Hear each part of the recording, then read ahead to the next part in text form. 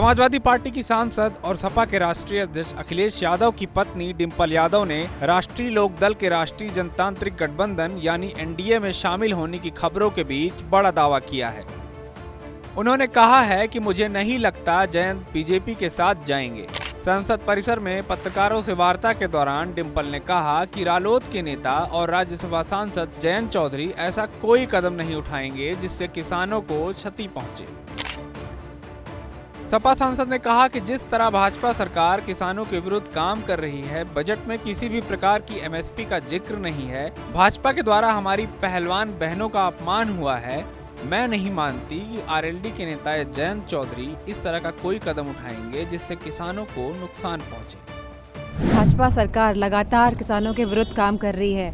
इस बार आपने बजट में भी देखा कि कोई भी एमएसपी का जिक्र नहीं है और किस तरह हमारी रेसलर जो बहनें थी उनका अपमान हुआ है भाजपा सरकार द्वारा।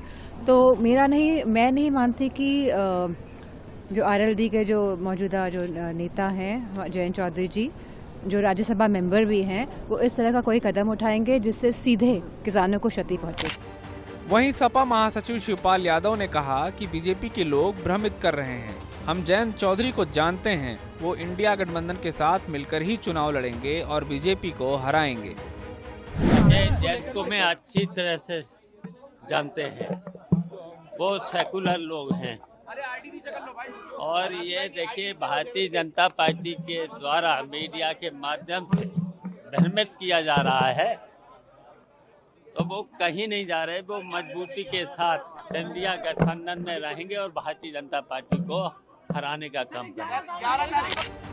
इसके अलावा समाजवादी पार्टी के प्रमुख अखिलेश यादव ने भी कहा कि जयंत चौधरी जी बहुत सुलझे हुए इंसान हैं, वे राजनीति को समझते हैं। मुझे उम्मीद है कि किसानों की लड़ाई के लिए जो संघर्ष चल रहा है वो उसे कमजोर नहीं होने देंगे। जयंत चौधरी जी बहुत सुलझे हुए इंसान हैं, बहुत पढ़े लिखे हैं, राजनीति को वो समझते हैं। मुझे उम्मीद है कि किसानों की लड़ाई और उत्तर प्रदेश की खुशहाली की तरफ जो संघर्ष चल रहा है उस लड़ाई को वो कमजोर नहीं होने देंगे। दूसरी ओर सपा के सहयोगी दल महान दल के नेता केशव देव मौर्य ने भी इस पर प्रतिक्रिया दी है।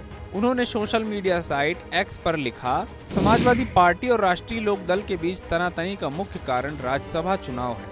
इसी माह फरवरी में हो रहे राज्यसभा चुनाव में राष्ट्रीय लोक दल के केवल 4 विधायक भी समाजवादी पार्टी को वोट कर देते हैं तो समाजवादी पार्टी 3 राज्यसभा सांसद बना पाएगी, और यदि राष्ट्रीय लोक दल के 4 विधायक समाजवादी पार्टी के साथ नहीं देते हैं तो समाजवादी पार्टी केवल 2 राज्यसभा बना पाएगी और समाजवादी पार्टी के शेष 30-32 विधायकों का वोट बेकार हो जाएगा। सारा नाटक राज्यसभा चुनाव को लेकर हो रहा है, बाकी कोई कहीं नहीं जा रहा है।